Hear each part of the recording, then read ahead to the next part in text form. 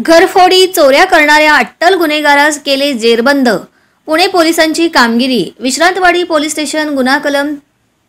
331(3), 331(4), 305(3)(5) याप्रमाणे दाखल घरफोडीतील पाहिजे असलेला गुन्हेगार नामे महेश चव्हाण याचा शोध विश्रांतवाडी पोलीस स्टेशनचे तपास पथकाचे अधिकारी व अंमलदार घेत असताना तपास पथक प्रमुख नितीन राठोड यांना त्यांचे खास बातमीदारांमार्फत बातमी मिळाली। सदरचा गुन्हेगार हा हडपसर गंगानगर येथे त्याचे मित्रांसह थांबलेला असून त्याने हिरवट रंगाचे जिंग व निळी जीन्स पॅन्ट घातली आहे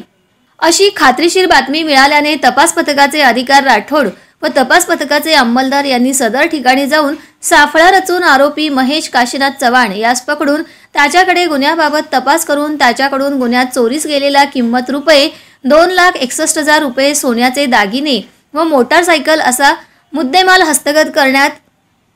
आला आहे। घरफोडीचे 2 गुन्हे व कोंढवा पोलीस स्टेशन येथील वाहन चोरीचा 1 गुन्हा उघड करण्यात आला असून आरोपीची माननीय न्यायालयाने एरवाडा कारागृहात रवानगी केली आहे।